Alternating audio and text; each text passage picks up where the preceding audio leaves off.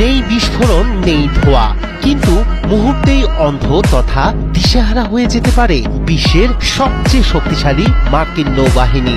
Iran হাতে পেয়েছে এমন এক ইলেকট্রনিক অস্ত্র যা শত্রুর রাডার, জিপিএস, ডেটা লিঙ্ক সবকিছুই নিস্তেজ করে দিতে পারে চোখের পলকে। আমেরিকার নজরদারি ড্রোন MQ-4C ট্রিটন নিখোঁজ কিভাবে হলো তা নিয়ে চলছে চুলচেরা বিশ্লেষণ। উঠে এসেছে ইরানের অবিশ্বাস্য ক্ষমতার জাদুকরী এক অস্ত্রের কথা।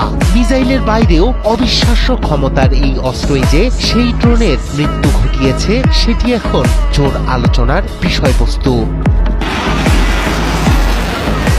ইরানের আকাশসীমার কাছে জরুরি সংকেত পাঠানোর কয়েক মুহূর্ত পরই রাডার থেকে উধাও হয়ে যায় মার্কিন নৌবাহিনীর অত্যাধুনিক নজরদারি ড্রোন MQ-4C ট্রিটন। পারস্য উপসাগর ও হরমুজ প্রণালীর প্রায় 30,000 ফুট উচ্চতায় নজরদারি চালানোর সময় হঠাৎ করেই বিচ্ছিন্ন হয় যোগাযোগ।